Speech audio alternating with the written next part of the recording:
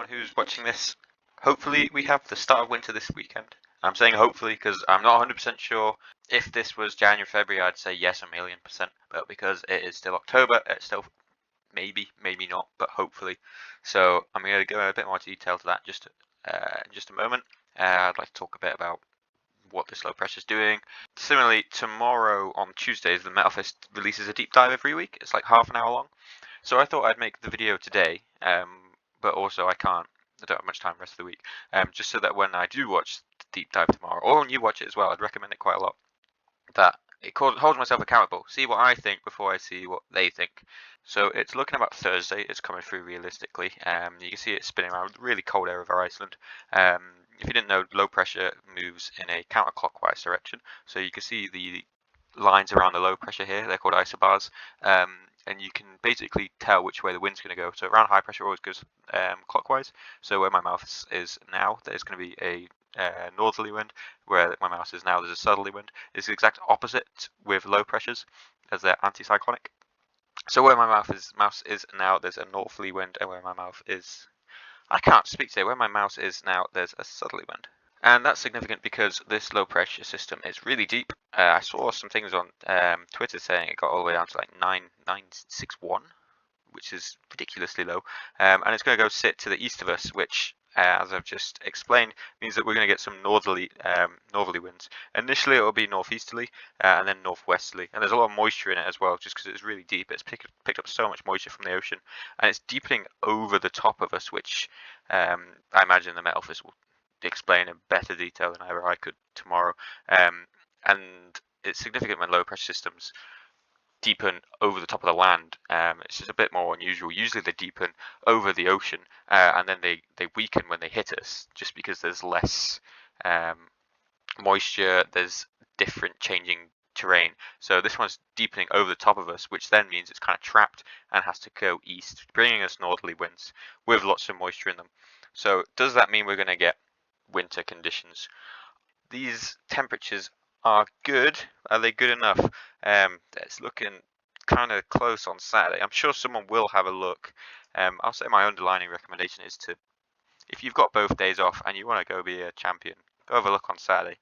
But if you've just got one day or you're not too sure, just see what everyone sees on Saturday, look at the webcams, and then go for it on Sunday. Do bear in mind the type of routes that will come in would be the early season routes, which are probably going to be climbable 50 to 100 days this season. It's going to be things like Savage, it's going to be things like Hallmaster, Fingers, Pygmy, the stuff that you could climb most days for the rest of the season. It's not like Labyrinth Rex coming in. It will just be the snowed up early season routes in the Northern Cairngorms that you can do any day. It is worth noting that high pressure here, this little ridge or shoulder that's coming up from it, it's got some warmer air.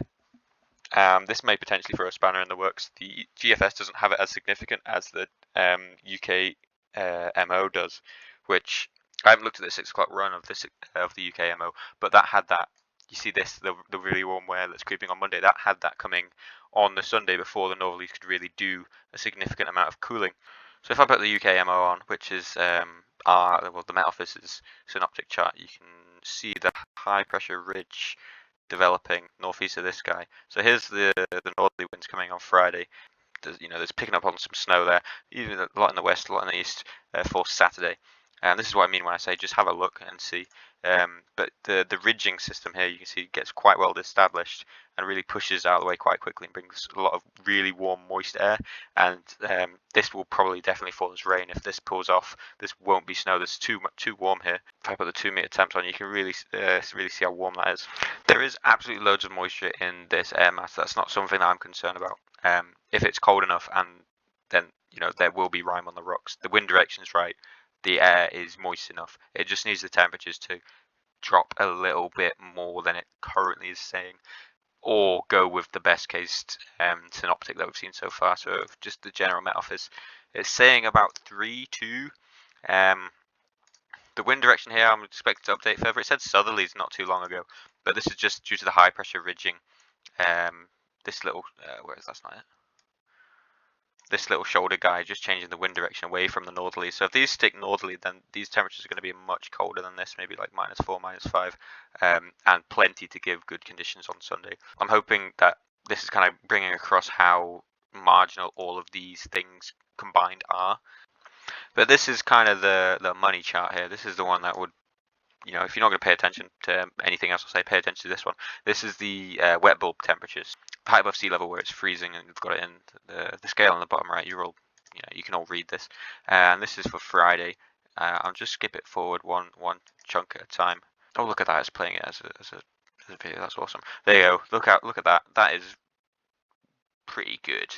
Overnight, bear in mind these temperatures. So that freezing level is coming all the way down to 300. I'll just grab another one up to compare it to. So this is a slightly different model. This has the freezing level at 1000 for the Saturday, and to the Sunday it was a bit lower. I think it was like 600 last time I looked at this model. But now that seems to have gone. This high pressure ridging thing, you can see it quite clearly on the freezing level map. It is a bit of a dilemma. You can see the purple just creeping in there, which is the 600 meter freezing level. So it's all getting quite marginal. I've got the metagram here for, I think this is M&S. You can definitely see the temperature drop off towards the weekend here. We're below 6, which would, you know, that's kind of the temperature you want for freezing on the tops. And then there's also moisture with it as well. And if I grab this other metagram up, precipitation type, that is little blobs of snow. So small chance of wet snow, but this is, you know, at sea level. So this is like, this isn't going to happen. This is less than 10% chance. But the fact that it's, you know, it's showing there's what a 3% chance of wet snow in Inverness on Saturday. That, you know, put 2 and 2 together, that at 1,000 meters is going to be pretty cold and pretty snowy. So what would I say? I would just keep watching it realistically. Make a plan, a very loose plan, which you're not committing to, because Saturday could definitely go either way. I'd be more inclined to say it won't be in on Saturday, but it definitely could. I could really see a world where it could. There's not much stopping it, but watching this high pressure creep out, it just could completely say no within the next 24 hours for Saturday. And just keep an eye on the webcams. Sunday will be more likely. The good news is that afterwards, let's put the overview on. We were staying on the colder side of the jet stream last I saw, so these kind of temperatures are pretty close to keeping us snow on the tops here. This is all the way over to Halloween, into the start of the new month as well, and some really cold air coming right at the end of the charts there. So don't be dismayed if this weekend isn't what you hope it is, which I do hope stuff like Pygmy and stuff comes in, but we're staying on the northern side of the jet stream if I bring that back on. So yeah, it kind of just sinks away towards Halloween and into the start of November. We're just on the colder side of it, so really cold. And then when it's just creeping onto us on the north side, the left exits will bring a lot of moisture within low pressure systems. So it's a good outlook. It's just this weekend might be hit or miss.